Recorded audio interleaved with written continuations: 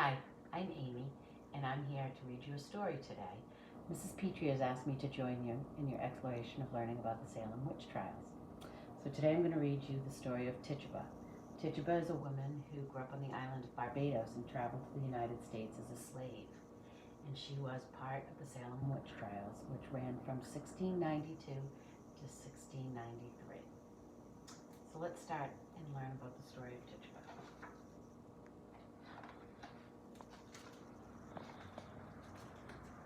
Tituba loved the morning light. The rising sun flooded the valley, turning the banyan leaves and palm fronds to burning gold. And when she went to fetch water, the mice and macaws spoke to her. "Good morning, mistress," they said, "and to you," she replied. And when Tituba's jar was filled to the brim, she thanked the water spirits. In the evenings, Tituba sat in her doorway, telling fortunes. "Throw the shells," the men and women pleaded, and Tituba shook the seashells in both hands and threw the shells across a bright cloth that she had woven. Tituba answered questions by reading the patterns the shells made. "A storm is coming," she said to the men who watched over the crops. "You will marry before the next harvest," she told an anxious young girl. And one night, Tituba asked the shells what the future held for her. "This cannot be," she explained, and she threw them again, only to see the same terrible vision. Tituba had been a slave all her life on the island of Barbados, and the next day, when she was working in the cane field, her master, Mr. Paris, appeared. Mr. Paris told Tituba and a few of the other slaves that they would soon travel with him to a far-off land, a place called Boston. Tituba did not want to leave the island. It was the only home she had ever known. But she had no choice.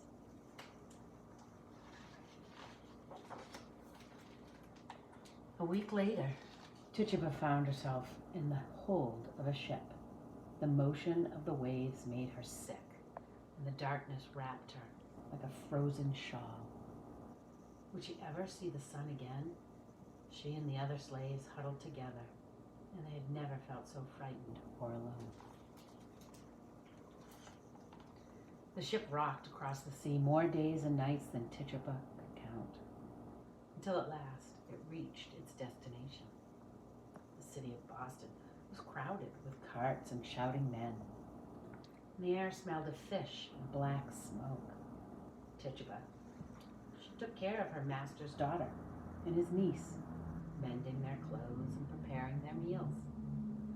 She was used to hard work, but she missed the island, the sunlight, the trees, and the birds that had greeted her every morning.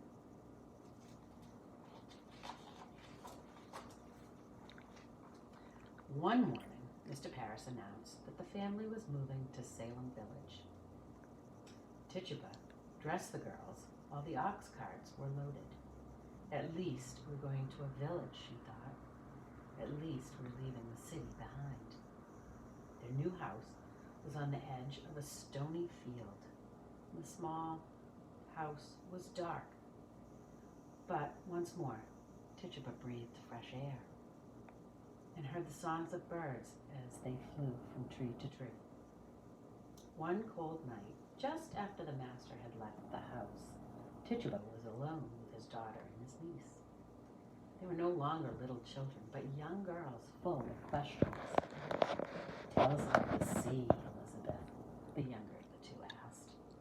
"Tell us about the island," Abigail joined in. And Tituba told them about the water spirits and the mice and the parrots that called to her on the way to the stream.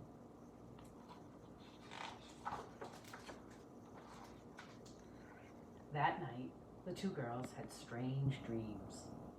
Elizabeth dreamed of Tituba's homeland, of flying over the blue mountains and a green, endless sea.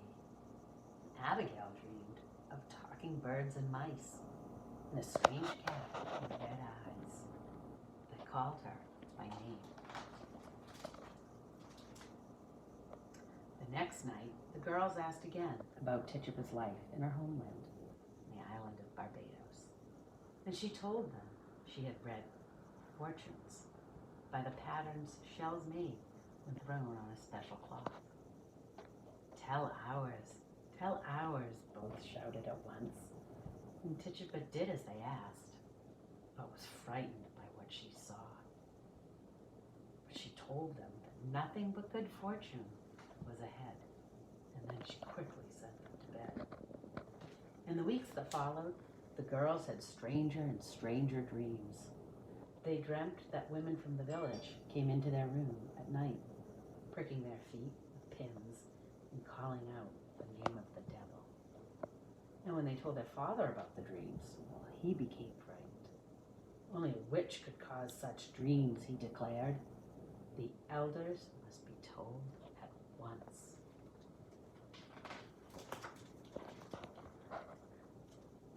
Tituba was brought before the court and accused of witchcraft. Other women stood beside her on the dock, and the very women the girls had dreamt of. Are you a witch? The judge asked Tituba.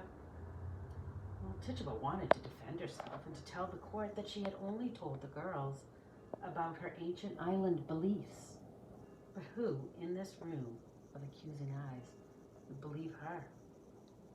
I am not a witch, she said quietly. And like Tituba, the other women denied that they were guilty of anything. And they begged the court to let them go home. And suddenly, Elizabeth and Abigail, they fell to the floor, writhing like snakes. Witches, witches, witches, all of them witches, they cried on the floor of the courtroom.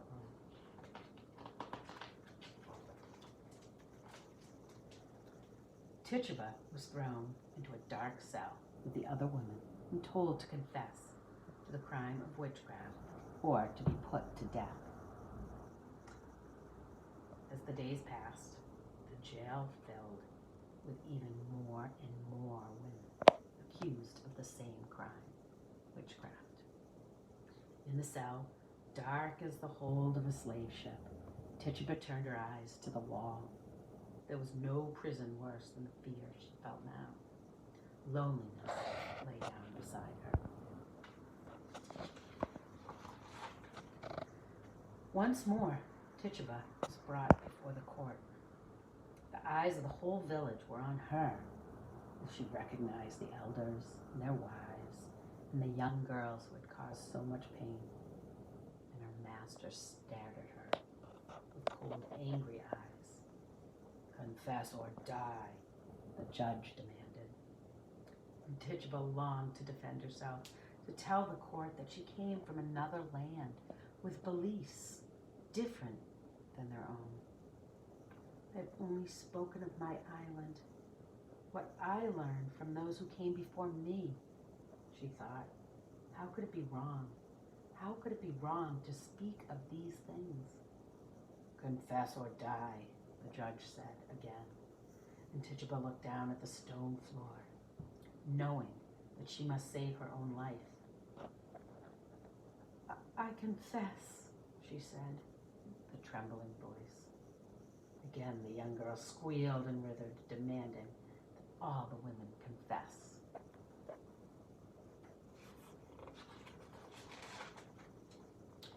The terror lasted for many months. Some who refused to confess were put to death. Then, as suddenly as it had begun, the terror ended. The women who had confessed were set free and their families paid for their jail time. And soon, Tituba was alone. And one night in her cell, Tituba prayed for death to come. Let me suffer no more, she cried out to the spirits. She waited, but death did not come. Instead, the moon rose above the frozen fields, and it shone its pure light between the bars of her cell. It was the same moon that shone on the green sea, flooding the valleys of her island of Barbados with a light that turned night into day. A smile, the first in months, spread across Tituba's face. Thank you, she whispered to the moon.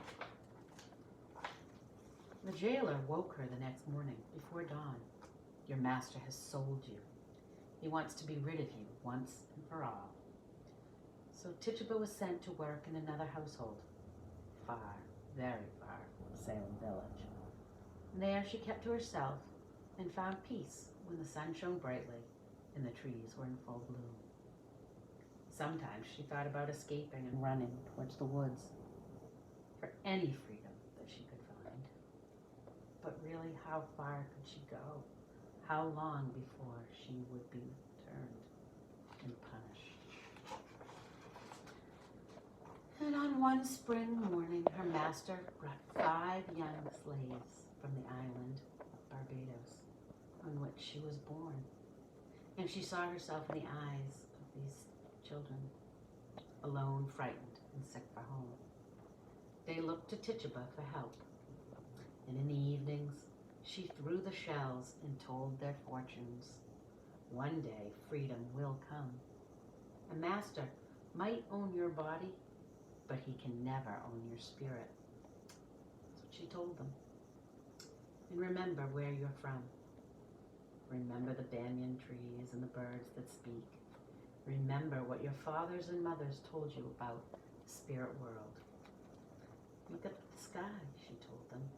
The same moon and the stars shine on everyone, slave or free. And who can ever own the sky? And here's one last look at Tituba. And she's alone. Well, she's by herself, but she's not alone. There's that moon shining bright, the same moon that shines over Barbados. That's the end.